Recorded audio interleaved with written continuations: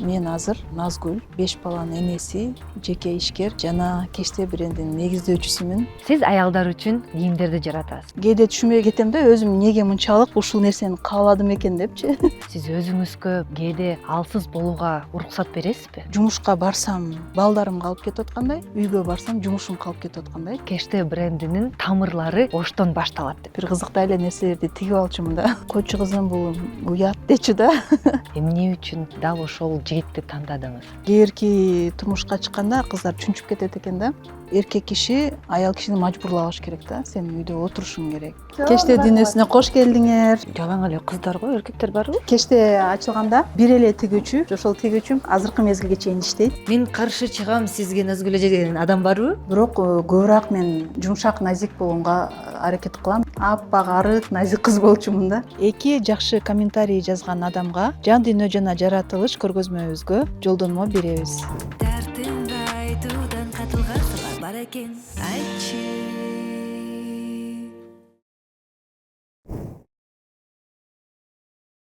Салам достор, сиздер менен бирге Айтчы подкаст, мен Айжан Аданова. Биз Айтчы подкаст менен чогуу Ош шаарына келип калдык. Бул жерде кийим эмес, бул жерде улуттун жүзү жаралган жерге келдик. Биздин бүгүнкү коногубуз аябай назик айым, айым ишкер, 5 баланын апасы, таланттуу дизайнер, Кечте брендинин негиздөөчүсү Назгүл Карова. Биздин бүгүн подкастыбыздын 2 бөлүгү болот. Биринчи ишенем аябай ачык мындай сүйлөшүү болот. Экинчиден Ош шаарга келип кантип сиздин Кечте брендинин цехине барбай калабыз. Анткени мен ошо көрүүчүлөрүбүзгө аябай көрсөткүм келип атат. Кечте брендинин тамырлары Оштон башталат деп. Назгүл эже, сиз айымдар үчүн кийим жаратасыз. Анан өзүңүз айттыңыз, мен аябай көп ролдорду ойнойм депчи. Мен апамын, мен ишкер айыммын, келинмин, жөн эле Кыргызстандын айымымын деп. Канчалык ошо Кыргызстанда айым ролдорду аткарбаса, ошонун баарын алсак, сиз ошо ролсуз жөн эле айым болсоңуз, кимсиз? Абдан кызыктуу суроо болду. Эгерде Кечтенин негиздөөчүсү болбосом, айым катары мен энемин. Эне болгон үчүн сыймыктанам. Балким Кечте бренди жок болсо деле жашоом өтмөк. Бирок эне болбой өзүмдү элестете албайм. Эне болбосомчу. Эң чоң бакытты ошо балдарымды кучактап, балдарымды чоңойтконду сездим да. Сиз кичинекей кезден бери эле ошо мен чоңойгондо көп балалуу болом деп тилендиңер беле? Ооба, кичинекей кезимден эле балдарым көп болсо деп тиленгенмин. Жаштын тилегин берет деп ошо жаратканым 5 бала берди мага. Өзү жаш кезегинде кыздар абдан жакшы тилектерди бериш керек. Бул азыркы замандын тили менен айтканда программирование деп коет го, өзүнү жакшы жашоону программалаш керек да. Менин жашоом жакшы болот, менин мынча балам болот, менин мындай жолдошум болот, мен акчалуу болом, же болбосо менин бир бизнесим болот, же бир жерде мугалим болом деп тилектерди коюп, ошого аракет кылып умтула турган болсо, сөзсүз ошол тилектер орундалат деп ишенем. Балким кээерки тилектер орундалбай калышы мүмкүн, бирок алар да жакшы жагына болот да. Тилектердин орундалбай калгандарычы. Назгүл эже, сизди көргөндөчү аябай күчтүү айым мындай сезилет да. Анткени 5 баланын энесиз, ишкер айымсыз. Кээде мындай алсыз учурлар болобу? Же мен алсыз болгум келет деген уруксат өзүңүзгө бересизби? Албетте. Себеби биз айым болгондон кийин аял киши бул негизи бир аз алсыз жактарыбыз көп да. Эркек кишилерге караганда биз назик болобуз, эмоционалдуу болобуз. Анан эң негизгиси биз эмоцияны чыгарганга жол беребиз да. Эркек кишилер көп кыйналса, кандайдыр бир кыйынчылык түшсө, абдан жүрөгүнө ичине сакташат го. Аял кишилер биз ыйлап, же болбосо кандайдыр эмоционалдуу түрдө аны чыгарып салабыз да. Алсыз болгон учурлар менде аябай көп эле болот. Бул ошол эле бизнес жагында, үй бүлө жагында, алсыз болгон мен үчүн уят эмес. Мен ага жол берем. Кээ бирки учурларда баардыгын идеалдуу кылып, баардыгын жакшы кылганга умтулуш керек. Бирок эгерде идеалдуу болбой калса, мен өзүмө уруксат берем жана өзүмдү өзүм кечирем. Ал нерсеничи. Себеби дайыма эле күчтүү боло берсең дагы аял кишинин энергетикасына туура келбейт экен да булчу. Биз аял киши назик, эркелеп, күлүп, жайнап, баардыгындай азыркы тил менен айтканымдай налайчеде жасашыбыз керек экен да. Кыйналбай. Кыйналбай. Эгерде биз аны кыйналып жасай турган болсок, биздин психикабызга жана ден соолугубузга доо кетиши мүмкүн экен. Ошон үчүн ден соолукту биринчи орунга коюп, өзүмдү алсыз болгонго уруксат бердим. Сиз айтып кеттиңиз, кээде урушам өзүмдү, жемелейм депчи. Мындай психология жагынан сиз кантип урушасыз? Мен өзүм деп эле урушам. Ушундай кылып койсом болбойт беле, мындай кылсам болбойт беле, кап деп. Ошентип урушам. Кээде меники кээде болот да. Айжана, я ж тебе сказала, мен сага айтпадымбы, мындай башка киши менен сүйлөшкөндөйчү. Андай да болот бирок. Андай да болуп турат. Мага мындай кызыктуу кызыктуу деле, келе соосуңбу деп эле урушуп баштайсың го өзүңдү. Ошондой мезгилдер да болот. Өзүң менен өзүң маектешкен мезгилдер да болот. Дертимди айтуудан катылган сырлар бар экен, айтчы. Может, встретимся наконец?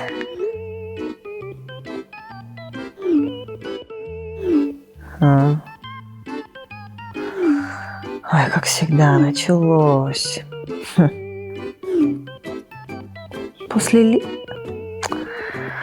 Ну, все понятно. Встретиться у нас получится примерно никогда.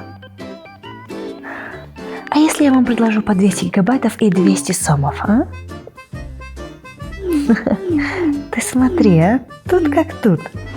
А я ведь просто отправила своим друзьям код из приложения Мой О. Они сходили в ближайший О-стор, подключили тариф от Мой О с абонплатой от 200 сомов и оформили О-банк. В итоге друзьям по 200 гигабайтов и 200 сомов на О-бонус. А тем временем мне за каждого друга по 200 сомов на О-бонус. Итого 600 сомов.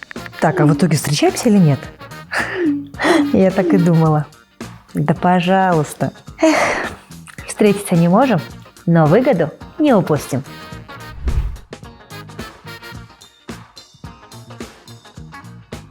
Назгүл эже, сиздин кийимдериңиз мен үчүн аябай заманбап. Мен негизи кыргыз маданиятын аябай сыйлайм, аябай жакшы көрөм. Эл аралык кинофестивалдар болсо, мен сөзсүз биздин ошо Кыргызстандын дизайнерлердин кийимдерин тандайм да. Анткени өзүм кыргыз болуп, кыргыз актрисамын, Кыргызстандын брендери ошондой деп кийим келет да. Чын айтсам, бардык ошондой кыргыздардын оймосу менен кийимдер мынчалык заманбап эмес да. Бирок сиздин кийимиңиздерди аябай мындай ар кандай түрдө стилистика менен кылса болот да. Мисалы, биринчи силер менен жолушканда сиз мага мындай кичинекей белдемчини белекке бергенсиз. Классический белдемчи, бирок аны гранж стиль менен ойносо болот экен. Анан ошол салтты сактоо менен, бирок ошо өткөнгө байлануу калбош үчүн кандай ошо чек менен иштейсиз? Ошол чек барбы? Мен аябай биринчи салтты абдан изилдендим да. Кыргыздын оюм чимелерин, кийимдерин баардыгын изилдегенмин. Абдан кооз. Биздин салттык негизги туштуктар баардыгы абдан кооз.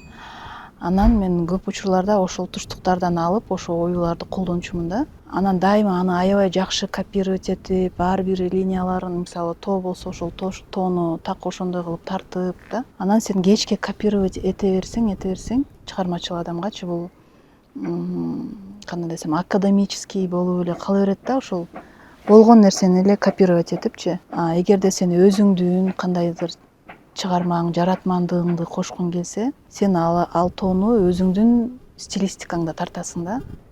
Художниктер деле развитиясы ар кандай болгонго биринчи копировать этип тартышкан, кийин жаңы эпохада жаңы художниктер чыккан, мисалы Ван Гог, Гоген дегенчи, Пикассо деген художниктер чыккан да.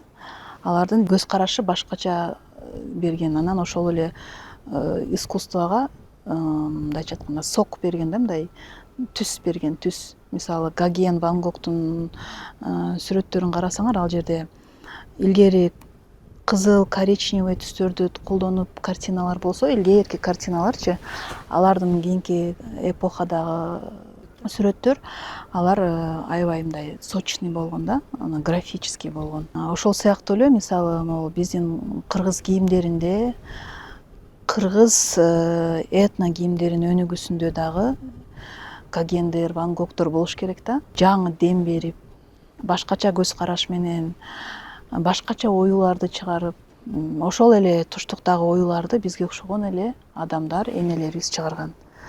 Биз деле өзүбүздүн көз карашыбыз менен бир кандайдыр булуттан, же болбосо тоодон, же болбосо кандайдыр бир гүлдөн эргүү алып, биз өзүбүздүн авторлук ою чимелерибизди жаратып, жаңы дем берсек болот. Азыр этно кийимдерди жаратам деген адамдар көп болуп атат азыркы. Бирок ошол мезгилде эле этно кийимдерди ошондой дизайн тармагына өткөндө ойлонуш керек. Кооздукту жаратып атам, канчалык деңгээлде мен кооз кылып жарата алам, жана ыңгайлуу заманбап кылып жарата алам депчи. Андан сырткары, мисалы, биз ошол эле жаратмандык менен ойлонуп, ой жүгүртүп, канчалаган эскиздерди, форескиздерди чызып, анын түстөрүн аркандай кылып өзгөртүп, уктабай, Кудайдан сурап, эргүүнү дагы Кудай берет. Сен берекесин көрө электе эле башка бирөө аны алып туруп берекесин көрүп койсо, бул уурулук болуп эсептелет. Прямым текстом айтканда эле уурулук деп айтам мен мунучу. Көп учурда мен өзүмдүн авторлук коймолорумду, өзүмдүн узорлорумду же фасондорду Инстаграмдан өзүм көрүп калам да, аябай актив болуп сатылып атканынчы. Анан ал адамга мен эринбей эле жазам. Туура эмес болуп калды, биз муну жараттык эле десең, мен уялып кетем да кайрачы. Мен алардан урдап алгандай сезип кетем өзүмдүчү. Себеби алар уялбай эле менин бетиме алышат да. Биз муну эмеден сатып алганбыз, колуңа эмне келет? Бул ата бабаларыбыздан калган ою, сен каяктан эме кылып койдуң эле деген аябай катуу сөздөрдү угуп калам да. Анан азыркы мезгилде ошол авторлук укук боюнча, коргоо боюнча дагы, закон түрүндө дагы бир катуураак чаралар көрүлө турган бир, балким кандайдыр бир законопроект киргизсе жакшы болмок, кыргыз дизайнерлерин коргой турганчы. Себеп дегенде бул биздин дизайндарды башка коңшу өлкөлөрүбүз дагы кудум ошондой эле кыла алып, ошол биздики дегендер учурлар да болот да, ошон үчүн керекпи деп ойлойм. Ошондой учурлар. Цехте болгондо сиз айттыңыз, көп нерсени мен мындай айта албайт экенмин, бирок сезе алат экенмин. Мисалы, ошо коллекцияны тиксем же коллекцияны жаратсам же бир ошо чыгармачыл жагынан далилдеп берсем же айтып берсем, сөзүм жетпей калат, бирок ошо сезимдер менен, сүрөттөр менен жеткизе алам деп. Бул ошол сиздин кыялыңызда кайсы бет деп айтсак болот? Негизи чыгармачыл адамдар сезимтал болушат. Көп нерселерди сезимдер менен жасайбыз да биз. Кээ бирки учурларда логиканы иштеткенде туура эмес чыгат дагы, сезим менен кадам таштаганымда ошол дайыма туура чыгып калат да меникичи. Мисалы, кээ бирки адамдар аябай адамды мисалга алсак, бирөө жаман деп атса, бирок менин көзүмө ал адам жакшы көрүнүп атат да, сезип атам ал адамда жакшы жактар көбүрөөк экенинчи. Бир ошондой болгондо мен ким кандай дебесин ал адам менен мамиле кыла берем да. Балким сөз байлыгым көп болуп, бирдекени ырал аркылуу же болбосо кандайдыр бир сөздөр аркылуу жеткизе албаганы менен, сүрөт аркылуу, ошол коллекция аркылуу, чыгарма аркылуу кооздуктарды жеткизгенге аракет кылам да. Жан дүйнөңдөгү үндү дегендейчи. Минус жагымбы деп ойлонучумун да, азыркы мезгилде мен ал жагында дагы кабыл алып, кайра менин аз сүйлөгөнүм, ушундай токто болгон ушул жактарымды кабыл алдым. Ошол жагым мага кайра жагып баштады да. Неме деген сөз бар го, меньше слов больше дела дегендейчи. Ошондой биз иш менен жана ошондой чыгармачылык менен өзүбүздү мындай көрсөтөбүз, проявлять этебиз да өзүбүздүчү. Биринчи таанышкан адам менен дароо сүйлөшүп кете албайм да. Акырдан ачылып анан баягы адам жүрөгүмө жакын болсо аябай ачылып төгүлүп жакшы сүйлөшөм өзү негизичи. Анан негизи эле ар бир адамды кандай болсо кабыл алганга үйрөнүп жатам мен дагы. Себеби ишке келгенде да ар кандай адамдар келет, ар кандай жакшы жак, жаман жактары болот дегендейчи. Бул жашоодо баардык нерсени акырындан үйрөнөт экенсиң да. Өзүңдү дагы идеалдуумун деп эч качан айта албайсың да. Себеп дегенде идеалдуу эч ким жок бул жашоодо. Дертимди айтуудан катылган сырлар бар экен, айтчы. Биз бүгүн кечте дүйнөсүнө келдик. На производство, так сказать. Кечте дүйнөсүнө кош келдиңер. Чоң рахмат. Таамдан таткыла. Айжана Ош шаарына кош келдиңиз. Биринчи ирет келип аткан экенсиз. Кечте дүйнөсүнө кош келдиңиз. Сиз үчүн Чоң рахмат Назгүл эже, чоң рахмат. Назгүл эже, бизге аябай кызык болуп атат. Ар бир бренддин артында адамдар турат. Ошо адамдар тууралуу сүйлөшүп алалы. Бул биздин эң чоң, эң негизги экспериментальный залыбыз деп койсом болот.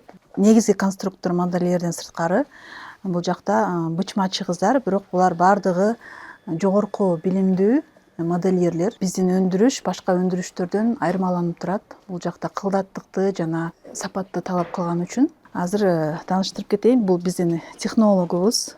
Айчүрүк. Айжан, аябай кубанычтамын. Технолог негизи эмне кылат? Технолог бизде өндүрүштүн сапатына, кийимдердин сапатына жооп берет. Биздин өндүрүштө 2 технолог бар. Бир технологубуз ушул экспериментальный цехте башкарат. Экинчи технологубуз цехтын ичинде ар бир тигүүчүнү карап отурат. Бул жакта биздин Нурсулуу бычмачы кызыбыз. Бул кыз программа менен лекаларды жасап, аны кагаздан плоттерден чыгарып, анан бул жакта бычмачы кыздарга берет. Ар бир буюмдун, ар бир кийимдин өзүнүн лекаласы бар, туурабы? Ар бир кийимдин өзүнүн лекаласы бар. Эмне үчүн жеке буйрутма болгондо бир аз кымбатыраак кылыш керек болот? Себеп дегенде ал адам үчүн жекече лекала жасалат жана жеке ага бычылат. Масса болгондо бир лекаланы эле 1000 штук, 100 штук кылып чыгарып туруп сата беришет. Эмнеге бул жер экспериментальный деп аталат? Эгерде биз коллекция жаратып аткан болсок, биринчи образецти ушул жерден баардыгыбыз кеңешип, манекенге илип алып, биз аны оңдоп, бул жерин кошуш керек, алыш керек, саймасын өзгөртүш керек, же болбосо посадкасын оңдош керек, узартыш керек, кыскартыш керек деп эксперимент кылабыз. Анда биякта сөзсүз мындай кээде чыгармачыл хаос болот турбайбы? Албетте. Эме жада калса кездемелер рулондоп аябай оор да. Жалаң эле кыздар го, эркектер барбы производстводо? 2 эркек бар, алар саймачылар, бирок бычмачылар кыздар. Биринчи тигүү цехыбыз. Бул жакта көптөн бери иштеген биздин тигүүчүлөрүбүз бар. Биздин кештенин основаниясынан бери иштеген эжем Гүлзада эже. Биринчи кеште ачылганда менде бир эле тигүүчү бар эле, бир эле саймачы болчу. Ошол тигүүчүм азыркы мезгилге чейин иштейт. Мындайча айтканда, заслуженный кештен. Заслуженный передовик, э? Да. Абдан сыймыктанам, ыраазымын эжекеме. Эң сапаттуу тигет бизде. Гүлзада эже экөөбүз көптөгөн кырдаалдардан өттүк. Мен өзүм бычат элем, өзүм саймасын тигет элем. Гүлзада эже, саламатсызбы? Сиз 10 жылдан бери иштеп жүрөсүз. Тажаган жоксузбу? Жок, тажаган жокмун. Назгүл менен ошо көптөн бери иштейбиз экөөбүз бирге. Назгүл ар кандай фасондорду ойлоп чыгарат. Мен тигемин. Аябай жакшы иш алып барабыз экөөбүз. Бул жерден тигилип чыккандардын кээ кийимдердин монтип кол тигиштери бар. Мисалы мондай строчкаларды, бисерлерди, топчуларды бул жерге мындай стол коюп берип койгонбуз, ыңгайлуу. Тигүүчүлөрдөн чыккандарды эле кыздар кол менен тиккен кыздар кол тигиштерди ушул жерде боло берет. Назгүл эже, сиздин кийимдериңиз өзгөчө, ошо кездемелери менен аябай мындай айырмаланат да. Сапаттуу кездемелерди каяктан аласыздар? Биз кездемелерди ар кандай өлкөлөрдөн алабыз. Турциядан алабыз, Кытайдан алабыз, Кореяныкында колдонобуз, кээбирки Япониянын да кездемелери бар. Бирок негизинен кездемелер ар бир өлкөдө өзүнүн мындайча айтканда сортко бөлүнөт. Биринчи, экинчи, үчүнчү сорт болуп. Үчүнчү сорттогу кездемелерден баягы бизде аны аябай жакшынакай кылып, сапаттуу кылып тигип, бирок кездемесинин сорту начар болот, бир жууганда эле Же отуруп калат, же өзүнүн формасын жоготуп коет да. Алар баягындай масс-маркетке иштетилген кездемелер. Мындай карап көрсөң аябай модалуу тигилген, бирок мындай сонун арзан, жеткиликтүү, бирок кездемеси акыркы сорттон тигилет. Биздин кездемелер, биз жогорку сорттогу кездемелерди иштетебиз. Турциянын кездемелерин жогорку сорттон иштетебиз. Кытайдын кездемелерин дагы жогорку сортторун иштетебиз. Мисалы Кытайда сонун шелк эмелери бар, жибектен тигилген, пахтадан тигилген, ошол эле жынсалар Кытайдын жогорку сорттогу. Ал сорттогу кездемелер биздин рынокко келбейт. Мисалы Дордойго, себеби Дордой арзан кийимдерди тигиш керек да. Алар арзан тигип, көп массовый кылып тигип сатыш керек болгон үчүн жогорку сорттогу кездемелер биздин базарга келбейт. Мисалы жеке буйрутма менен да кездемелерди жасашат. Ошон үчүн биз азыркы мезгилде ошол багытка да кетип атабыз.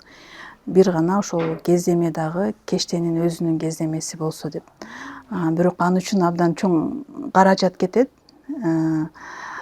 Себеби аны буйрутма бериш үчүн кичинекей образец эле, нускасы эле кымбат акчага түшөт да. Бирок биз баары бир дагы өзгөчөлөнүп, кыргыз кийимин башкача деңгээлге чыгарыш үчүн ошондой кездемелер менен иштесекпи деп дагы пландаштырып, могул жаңы көрсөтмөбүздө балким ошол кездемелерибизден бир аз болот.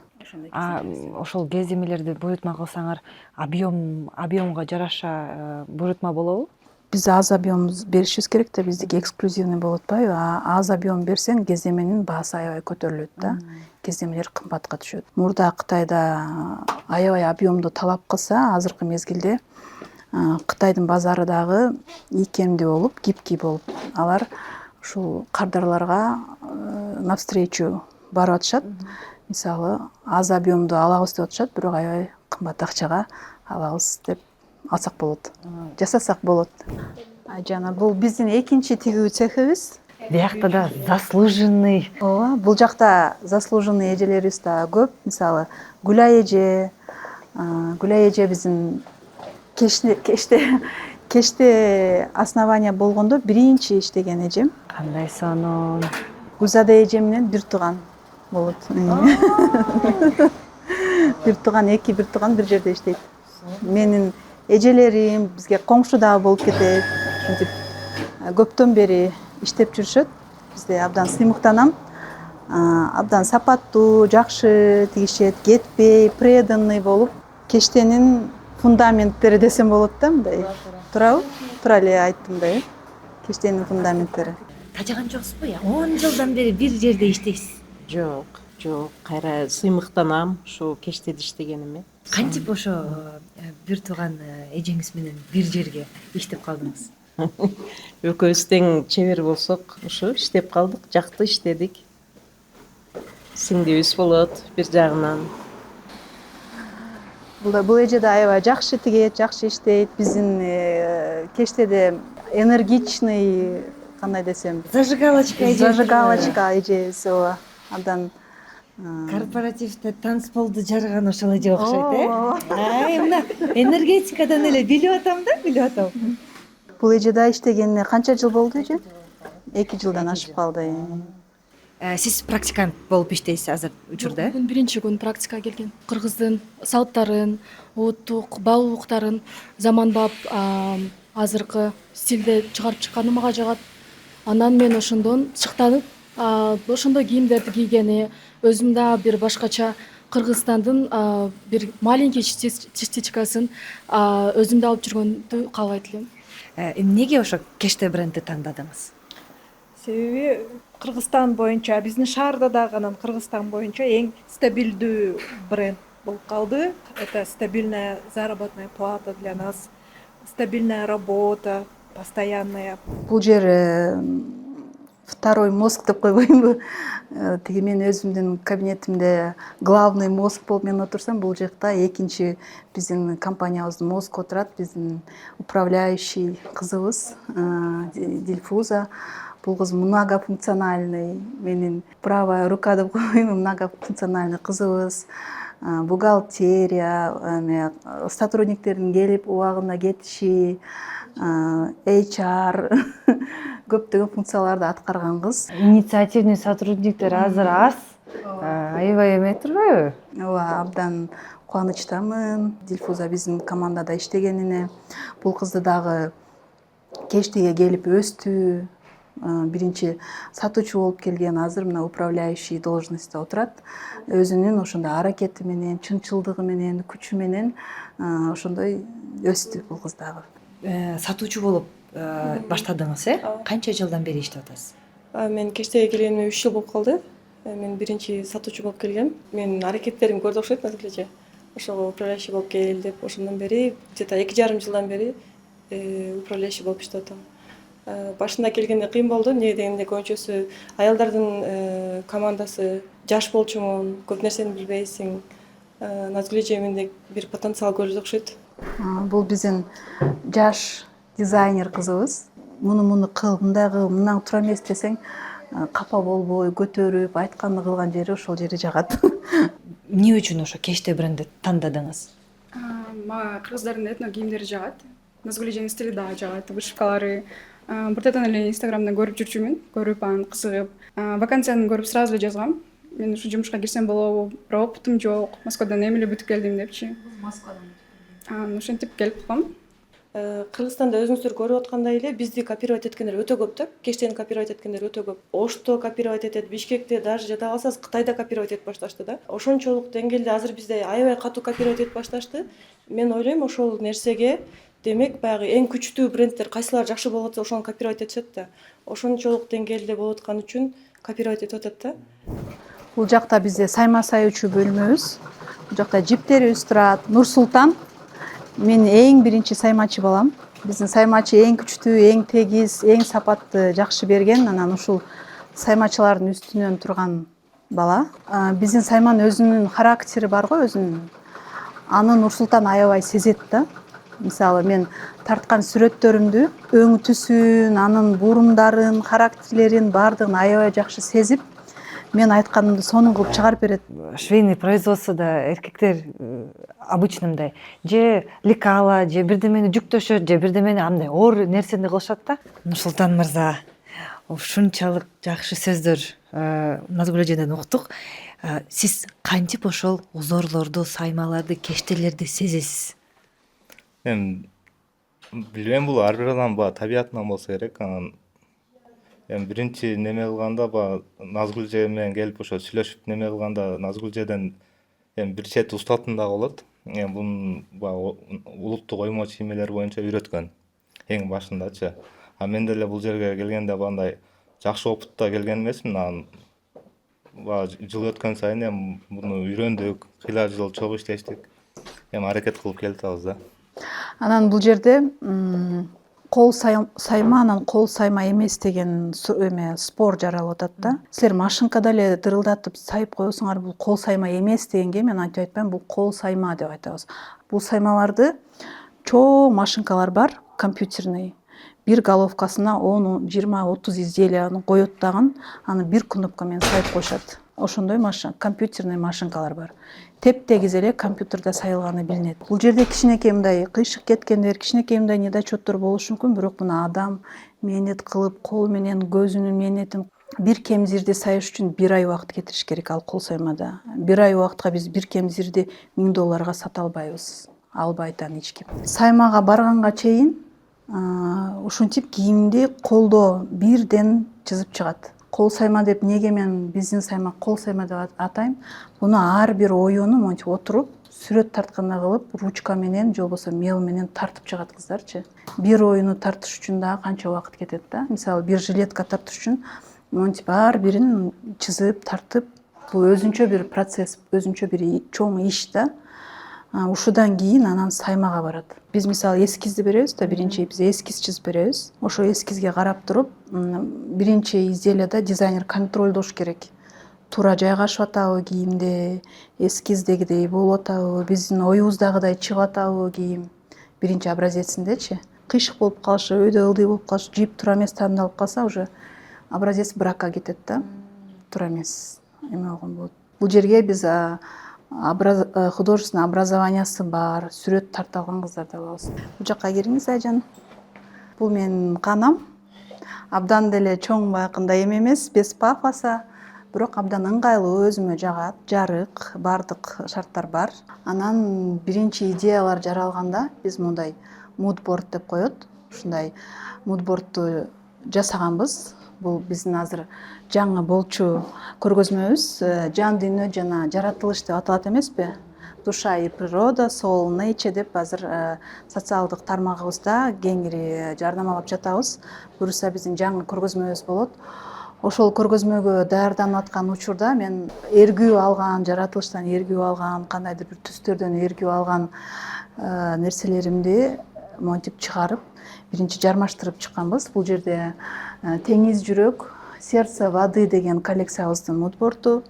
Бул жерде мен шыңктанганым, мен самолетто учуп кетип атып ар кандай пейзаждарды тартып алганмын да булуттардан. Анан ошолор шыктанган пейзаждарымды бул жакка жармаштырып, бул жакта толук көбү жармашкан жок, бирок эми негизгилерин жармаштырып, ушул түстөрдөн айкалышкан кийимдерди жаратып атабыз азыр. Ошол чыгармачылык тармакты мен эч бир мындай толугу менен дилгирет эте албай атам да. Өзү негизи могул төртөөнү ушундай кылам деп тандап алып, бирок мен аябай мындай оор тема тандап алыпмын да. Тандап алдым, бирок аябай мага оор болду да. Ошонун баарын кездемеге кантип түшүрүп, ооба. Мисалы бул жерде мен бир эле теманы тандасам болмок да, бир эле аталыштычы. Бирок эмнегедир мен ошол 4 жаратылыштын 4 кубулушун бир көргөзмөдө көрсөтөм деп өзүмчө аябай чоң нерсени коюп алып, бирок бир аз кыйналып калдым да. Бирок мен ойлойм, бирок негизги результат жакшы болот депчи. Ошондо 4 капсула болот, Теңиз жүрөк, тоо үнү, гүл бакча, анан жерден. Өзүмдүн мындай суроом бар да, жеке суроом бар да. Эмне үчүн ошо мен сиз оюңузча мындай ассоциация эмне үчүн мен ошо тоо үнү болуп атам да? Биз чыгармачыл адамдар көбүрөөк мондай, мисалы, ар бир адамдын энергиясын сезип турабыз да. Сени көргөндө эле мындай асказоолор, тоолор, мындай өзүнчө бийиктик элестеттим да. Ошондой сезимдер болду менде. Чоң рахмат. Назгүлжи, сиз өзүңүздү мындай мен кайсы жерге жакыныраакмын десеңиз? Мага көбүрөөк ошол Теңиз жүрөк менен гүл бакча жакыныраак. Себеп дегенде мен абдан өзүм мындай назикайым сезем да. Өзүмдүн катуу жактарым дагы бар. Бирок көбүрөөк мен жумшак, назик болгонго аракет кылам. Өзүм дагы кичинекейимден эле назик кыз болчумун. Аппак, арык, назик кыз болчумун да. Кичинекей кезиңизде ойлочусуңузбу? Мен ошо дизайнер болом деп, ошондой производством болот, ошондой цехым бар болот деген ойлор келди беле? Кичинекей кезимде кыялданат элем, ондай модельер, дизайнер болгондучу. Ошолорду кыялданганмын, бирок ушундай бир брендтин основатели болуп, адамдарды башкарам деген ой болгон эмес, ачыгын айткандачы. Мен ойлогом, дизайнер болсо мен показдарга катышып эле мындай налайча жүрөм деп ойлогом да. Негизгиси бунун аркасында көп түшүктөр бар экенин, эми түшүнүп, аябай кыйналган мезгилдерде ойлонуп, мага бул нерсе керек беле депчи, ар кандай ойлор кетип. Бирок акыркы жылдары мен кайра өзүм ойлодум, бул нерсе керек болгон экен. жараткан Аллахым мени ушундай кылып жараткан экен, бул менин тагдырым экен, бул менин жолум экен деп кабыл алдым азыр. Дертимди айтуудан катылган сырлар бар экен, айтчы. Сиз ошо мүнөзүңүз боюнча аябай мындай токтоо, назик, айымсыз. Бирок айткансыз, жүрөгүмдү бат эч кимге ача албайм деп. Бирок жолдошуңуз менен 20 жылдан ашык чогуу үй бүлөнү куруп жатасыз. 5 балалуунун ата энесиз. Эмне үчүн дал ошол жигитти тандадыңыз? Кандай сапаттары жакты сизге? Мен университетте окуп жүргөндө кайын сиңдим дагы окуучу, бир менен чоң группада окуучу да. Ошол мезгилдерде кайын сиңдим тааныштырган жолдошу мененчи. Анан таанышып биз аз эле көрүштүк. Кайын сиңдим аябай акесин мактап, аябай чынчыл, үй бүлөбүздүн баарын багат, спорт менен машыгат, жаман адаттары жок деп мактаган да кайын сиңдимчи. Анан негизи күйөөмдүн ошол мындай жоопкерчиликтүү, таянса боло турган адамды көргөмүн да. Мага колдоо көрсөтө ала турган адамды көргөмүн. Бизде деле болду, түшүнбөстүктөр болду, иштебей эле койбойсуңбу деген учурлар деле болду. Эми ал деген мени камкордук кылып, эми кыйналбасын деп, балага, үй бүлөгө көбүрөөк көңүл бурсун деген ойдо айтылган нерселер да, камкордук жактан. Анан бирок кийин аябай мен умтулуп, ушул ишти таштай албашымды түшүнгөндөн кийин кайра тескерисинче колдоп баштады да. Колдоп, мага машинкаларды алып берип, окуумду аягына чейин аяктадым. Биринчи бизнести баштап ошол салонду ачканым да, Наз деген салонду ачканда жолдошум колдоп, аренда помещенияны сүйлөшүп берди. Биринчи ремонтторун жасашып, ошол көп колдоо көрсөттү башталышындачы жолдошум. Биринчи мен үйдө тигип баштаганмын. Үйдө өзүм тигип умтулуп, аракет кылып, анан баягы бардыгына жетишкенге аракет кылып, кечке сүрөт тартып, анан тиге коюп, ошону көрүп, мен бул баары бир бул жумушун аябай сүйөт экен, баары бир буну таштабайт деп, анан колдоо көрсөттү жолдошум. Абдан ыраазымын. Ушул убакытка чейин мага жөлөк таяк болуп, түшүнүү менен кабыл калып, башка жактарга кеткенимди, алыс жактарга барып турабыз го биз көргөзмөлөргө. Көп учурларда жолдошум менен чогуу барабыз көргөзмөгөчү. Көргөзмөлөргө кээ бирки учурларда өзүм жалгыз барып калам да. Кыйналып, эме болуп калганда жолдошума кадимкидей эркелеп, ыйлап, ушундай болуп атат деп ушинтип калсам, даттанып калсам мага колдоо көрсөтөт да, абдан ошонусу мага абдан жагат. Кээ бирки турмушка чыкканда кыздар чүнчүп кетет экен да. Чүнчүп мындай өзүнө өзү ишенбей калат экен. Менин жолдошум тескерисинче дайым мени мактап турат да. Ошол жери жагат. Айтат го, жубайын көрүп, анан кийин жолдошу ким экенин билсе болот депчи. Ошол менин жолдошум жакшы киши. Карасаң аябай идеалдуу картина да. Жолдошуңуз колдоо көрсөтүп атат. Өзүңүз да аябай мындай күчтүү, таланттуу, чыгармачыл, айымсыз. Кээде мындай болобу? Ошо идеальный картинканын бир закадровый, Албетте болот. Кадр сыртында деген понятие барбы? Сөзсүз болот. Биз жолдошум экөөбүз урушабыз, бирок аябай тез жарашабыз. Бири-бирибизди көрүп эле күлүп эле жарашып кетебиз. Мындай жаштыгыбыз да бир аз көгөрүп, биринчи 3 жылда аябай кыйын болгон. Биринчи турмуш куруп 3 жыл арасында биз аябай мындай бири-бирибизге көнүшүшүбүз кыйын болгон, көп урушканбыз. Анан баягындай таарынып сүйлөбөй коюп деген нерселер болот го, ошондой учурлар аябай көп болгон. Негизи үй бүлө курганда биринчи 3 жылдык эң кыйын деп айта алат да. Азыркы учурларда жаштар ошол 3 жылдын арасында көп ажырашуулар болуп калат да. Аны дагы билиш керек. Эгерде салмактуу, абдан мындай чындап эле көңүлүң тура келбегенин билесиң да, чыдаса болбогон болсо, анда эки жолго түшүш керек, бирок мүмкүн болушунча көнүккөнгө аракет кылыш керек да. Көп учурларда адамдар бири-бирибизди түшүнбөйбүз го. Жан дүйнөбүздү билбей эле өзүбүздүн оюбузду бирөөгө таңуулай беребиз да. Кээде түшүнбөй кетем да, өзүм неге мынчалык ушул нерсени кааладым экен депчи. Неге ушул бренд жаратам деп, ушундай аябай катуу ишенип, анан кийин ушунчалык берилип, эмне себептен мынчалык жасадым экен, бул нерсе мага каяктан болду депчи. Мисалы ар бир эле адам ар кимге ар кандай өзгөчөлүктү берген. Мисалы мага ошол сулуулукту жаратканга ар кандай эскиздерди, ойлорду, идеяларды, шыктарды берген болсо, бирөөгө аябай математика жагынан, бирөө физика жагынан, кээдиркиси аябай күчтүү журналист. Ар кимге ар кандай преимуществону берген да. Ошол бергенде эмнеге каалооң болсо, ошону сен кабыл алышың керек экен, алып кетишиң керек экен да. Кээбирки айрыкча жаш мезгилинде катуу бир нерсеге каалооң болгондо, көп учурларда ошол сенин жакын адамдарың ошол каалооңду сындырып, же болбосо оюңду бөлүп коет го. Бөлүп койгон мезгилдерде балким сенин жашооңдо кандайдыр бир түшүнбөгөн нерселер болуп, эмне кылышыңды билбей, жашооңдо ордуңду таппай калышың мүмкүн да. Анан ошол чынында ошол азыркы жаштарга айтмакмын, жүрөгүнө өзүнө өзү мындай суроо берип, чыныгы жүрөгү менен эмнени каалайм деп суроо бериш керек да. Көбүрөөк сезимге, жүрөккө ишениш керек деп ойлойм.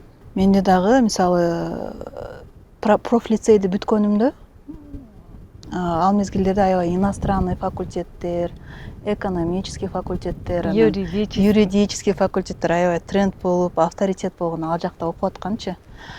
Анан мен ошол логика менен иштеп, атам айтып атам да, ата мен экономфакка тапшырам депчи.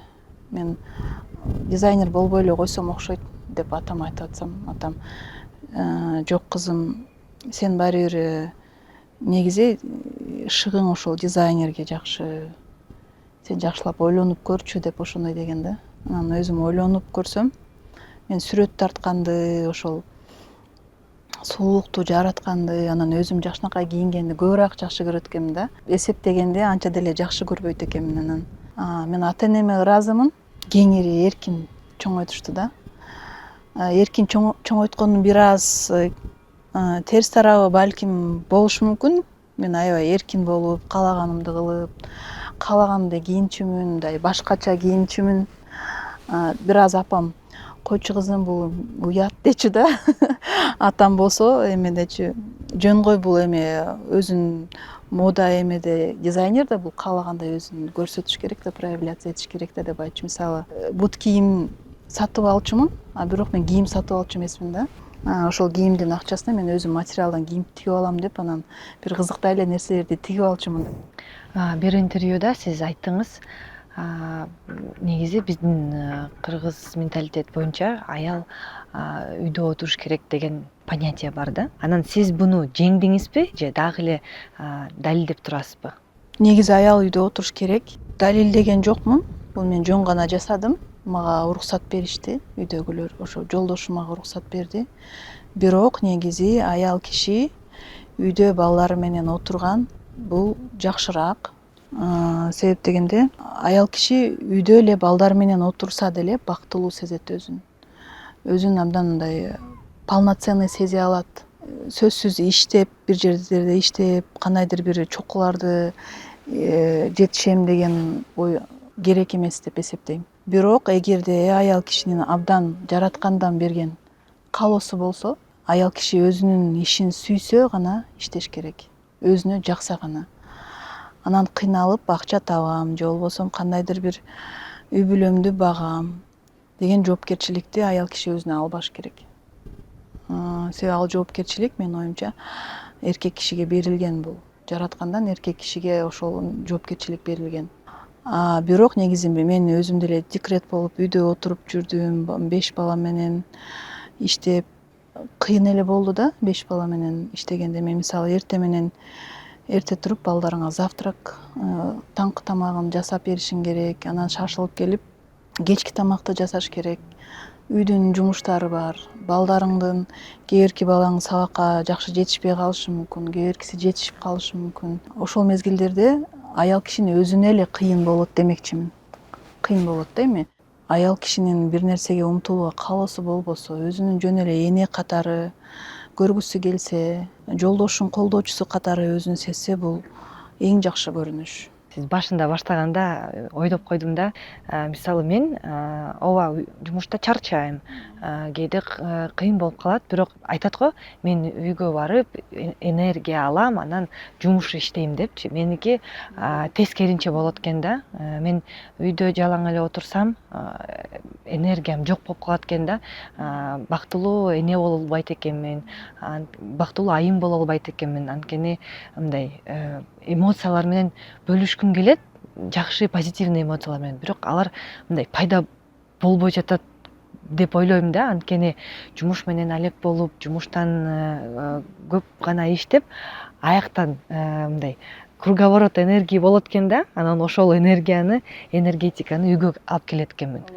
Мен айтмакчымын, мен бул жерде кайра мен айымдарды коргоп айтып атам да. Бул жерде мен айтканым, айымды мисалы сен дагы кошо жолдошуң менен кошо иштеп акча табышың керек, жолдошуң сени бакпаш керек деген учурлар да болот го кээ үй бүлөлөрдө. Андай болбош керек. Эгерде айым кааласа, ошондой мен деле ошондойм да, мисалы энергия ошодон алса, мен деле үйдө көп отура албайм да.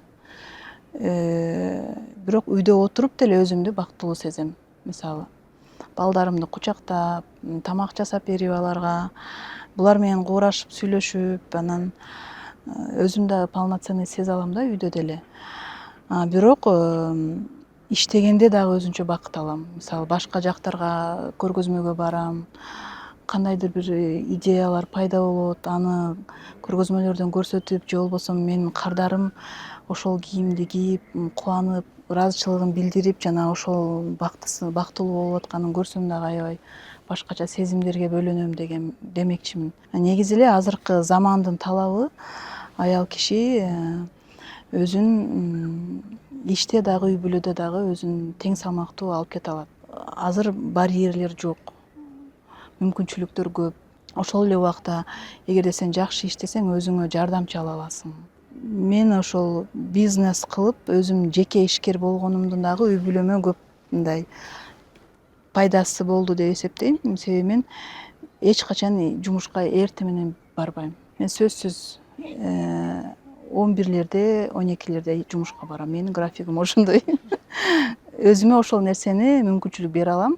Себеп дегенде мен баланс кармаш үчүн мен эртең мененки мен өзүмдүн үй бүлөмдөгү биздин аурабыз, эмелерибиз бар, традициябыз, балким жолдошу менен эртең менен чогуу эртең мененки тамакты жейбиз, балдар менен куурашып эркелешебиз.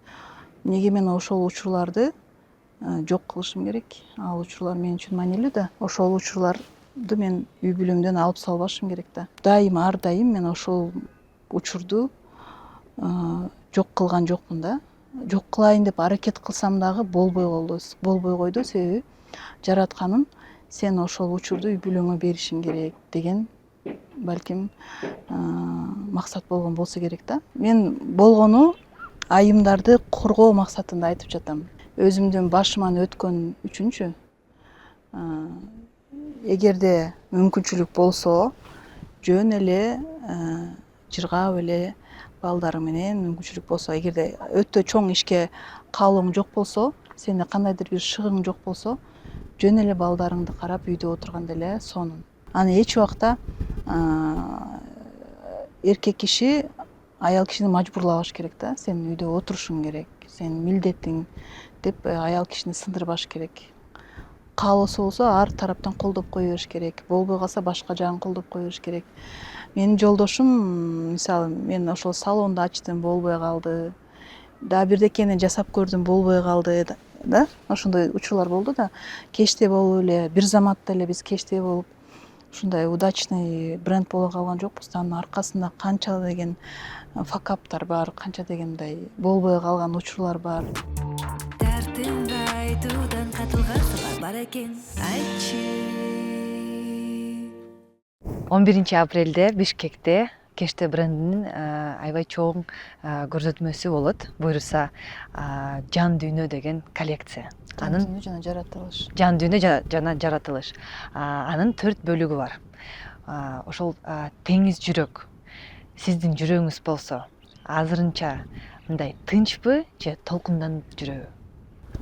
Жүрөгүм азыр толкунданып жүрөт. Себеп дегенде даярдыктар абдан күчтүү болуп атат да, ошон үчүн бир туруп коркуу сезимдер, бир туруп ар кандай сезимдер болуп атат. Бирок ошенткенде дагы ошол толкундун арасында тынчтык бар, ишеним бар. Экинчи бөлүгү бул тоо үнү. Тоо үнү бул сиз үчүн сиздин сезимиңиз боюнча таянычпы же кандайдыр бир жалгыздыкты билдиреби? Менин сезимим боюнча таяныч. Себеби тоо дегенде мен кандайдыр бир күчтүү, өзүнчө бир башкача бир кубулушту элестетем да. Айрыкча бул коллекцияда мен өзүм чоңалайдан болом. Памир тоо кыркаларындагы Ленин пик чокусун өзүнчө бир эскизин жаратып, ошону чызып, ошодон кийимдерди жаралат. Бул тоо үнү деген топтомубузда. Мен ойлойм, тоо деген бул өзүнчө бир туруктуулук.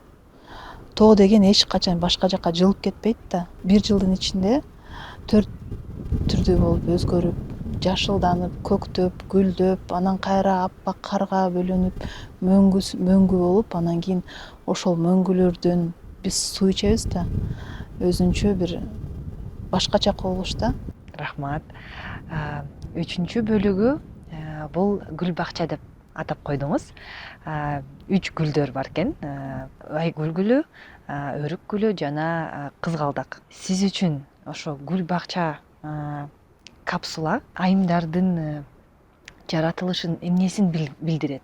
Назиктигинби же алсыздыгынбы? Албетте назиктигин билдирет. Жаратканым аял кишини ушунчалык кооз кылып жаратканда, анан дагы ийкемдүү. Ийкемдүү дегенде бул физикалык жактан дагы, негизи дене түзүлүшү дагы ийкемдүү, анан могул кыялы дагы ийкемдүү болот да аял кишининчи. Мисалы биздин ийилген ракурстарыбызда биз жасаган жумуштарыбызды эркек кишилер кыла албайт да. Ошон үчүн аял кишинин негизи соолуктугун баяндаган коллекция болот деп эсептейм. Жер деми капсуласы бул ошо эмоционалдуу жагынан таянычпы же мындай жоопкерчиликтин басымдыгыбы? Таяныч. Себеби биз жерге таянабыз, анан кээрки учурларда жаратылышка барганда мен жерге жата калып, ушундай бир жерден энергия алганды жакшы көрөм да. Анан биз чындап эле физикалык жактан дагы жерге таянып басабыз да, басып жүрөбүз. Жер бул өзүнчө бир деми бардай, дем алып аткандай бир кубулуштай сезилет да магачы. Ошого мен жерди кандайдыр бир жандуу нерседей элестетип, жер деми деген топтомубузду жаратууну чечтим. Ошону буюрса 11 апрелде көрөсүздөр. Сонун чыдамсыздык менен күтөм, өзгөчө мен. Мындай сиздин ошо историяңыз боюнча жаңы баштаган Назгүл жана азыркы Назгүл салыштырсак, ошол эки айымдардычы 11 апрелде чоң сцена, чоң сахнага чыкканда кайсы Назгүл чыгат? Жаңы баштаган Назгүл бул мисалы кандай болот экен, ушул кылганым туурабы, туура эмеспи деп же өзүнө ишенбестик болгон Назгүл болсо, азыркы мезгилде, азыркы сахнада чыныгы өзүн өзү кабыл алган, көп учурларды кое берген Назгүл чыгат. Жана ошондой эле алдыга карай жолду ишеним менен кабыл алган Назгүл болот деп ишенем. Балким бул кыйынчылык учурларды башка адам көтөрө албаса керек. Ар бир адамга өзүнө ылайыктуу мүмкүнчүлүк, өзүнө ылайыктуу тагдыр, өзүнө ылайыктуу кыйынчылыктарды берет да жараткан. Азыркы мезгилде мен ыраазымын абдан ушул Назгүл болгонума. Мен азыр Назгүл 5 баланын энеси, жеке ишкер жана Кечте брендинин негиздөөчүсүмүн. Буюрса ишенем, дүйнөлүк бренд болобуз деп. Назгүл айым, дагы бир суроом бар, мындай философиялык жагынан.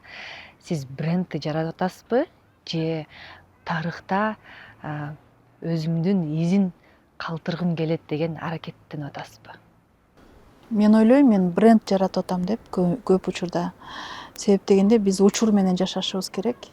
Азыркы убакытта ушул мен жасаган жумуштардан элге пайда алып келиш керек.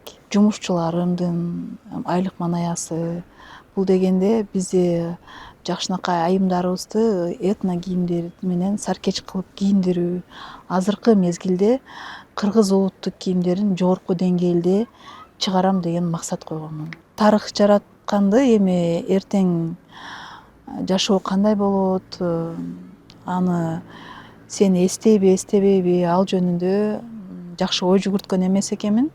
Тарых жараткан дагы балким жакшыдыр.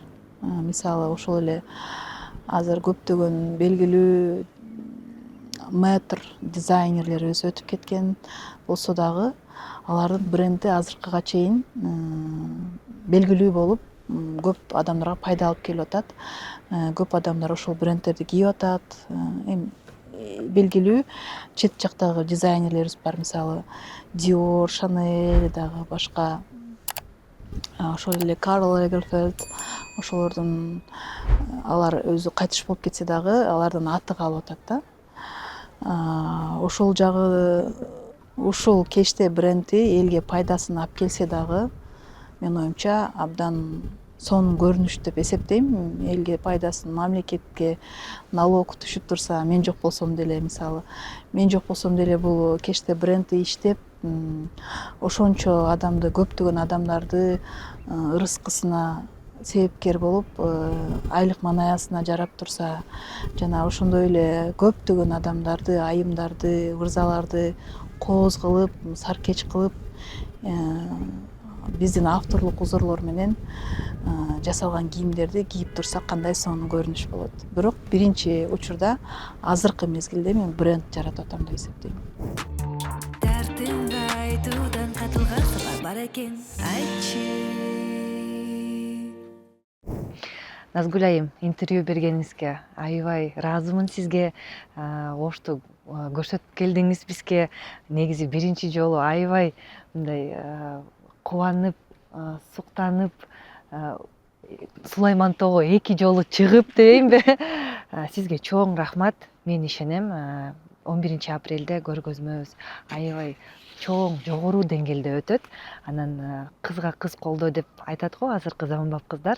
Аябай жагат мага ошол сөз. Анткени ошо Dion Flowers, ажарлуу Динара Багышбаеванын бренди да бар. Ошол сизге, сиз үчүн сизге чоң рахмат. Бизге кооз коллекция жарата бериңиз. Абдан сонун Айжан айым. Кубанычтамын. Ош шаарына кош келдиңиздер. Аябай кубаныч менен тосуп алдык силерди.